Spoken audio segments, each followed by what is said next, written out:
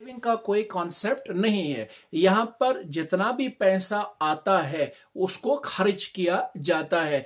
तो इसलिए हम इस चीज को नजर में रखकर समझकर यहां पर यह कह सकते हैं कि इस वाले क्वेश्चन में जो टोटल प्रोडक्शन है किसके बराबर है, टोटल कंजप्शन के बराबर है।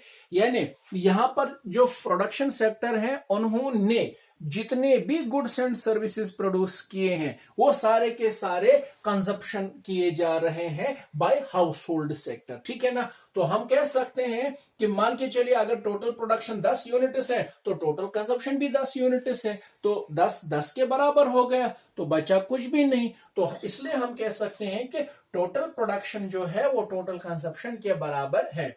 और दूसरा जो है फैक्टर पेमेंट्स जो होते हैं, अब फैक्टर पेमेंट्स तो मैं आपको बता चुका हूं, यानी rent, wages, interest and profit, तो वो फैक्टर इनकम के बराबर है, ठीक है ना।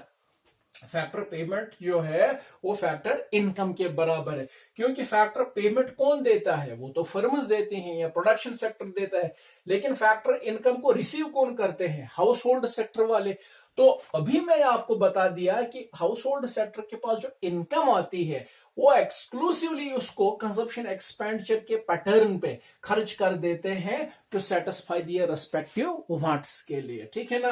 तो इसलिए फैक्टर पेमेंट्स जो है वो फैक्टर इनकम के बराबर हो जाते हैं और कंजप्शन एक्सपेंडिचर जो है वो फैक्टर इनकम के बराबर होगा, क्योंकि हाउस होल्डर्स के पास जितना भी पैसा आएगा उनको बचाना तो कुछ भी नहीं है, ठीक है ना। तो जाहिर सी बात है कि इनके पास जो इनकम है वो फैक्टर पेमेंट्स की सूरत में होकर आती है, लेकिन उसी पैसे को उन्हें कंजप्शन एक्सपेंडिचर पे खर्च करना पड़ेगा। तो इसका मतलब यह हुआ कि कंजप्शन एक्सपेंडिचर बराबर है फैक्टर इनकम के, या हम यूं भी कह सकते हैं कि फैक्टर इनकम बराबर है कंजप्शन एक्सपेंडिचर के, ठीक है ना। और ये जो रियल फ्लो है that is equal to the money flow, ठीक है ना। तो हमने देखा कि रियल फ्लो तो फैक्टर इनपुट्स की सूरत में है और मनी फ्लो जो है वो तो फैक्टर पेमेंट्स की सूरत में है। और जाहिर सी बात है कि रियल फ्लो जो है वो गुड्स एंड सर्विसेज की शक्ल में है और मनी फ्लो या मॉनेटरी फ्लो जो है वो consumption expenditure on goods and services की सूरत में है। तो इस तरीके से हमने देखा कि कैसे एक सेक्टर दूसरे सेक्टर के साथ लिंक हुआ है और कैसे ये कंटिन्यूअसली, क्योंकि प्रोडक्शन जो है वो तो एक कंटिन्यूअस प्रोसेस है, क्योंकि इंसानों को अपनी वांटर्स को सेटिस्फाई करने के लिए continuously production of goods and services करने पड़ते हैं या बनाने पड़ते हैं। तो प्रोडक्शन जो है वो एक कंटिन्यूअस प्रोसेस है।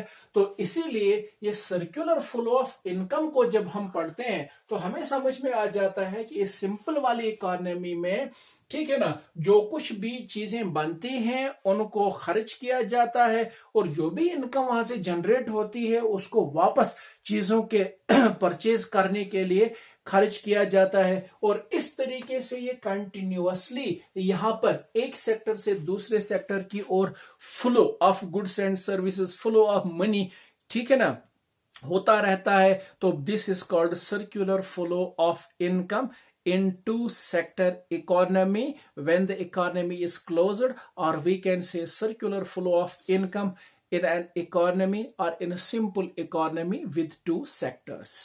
Thank you very much.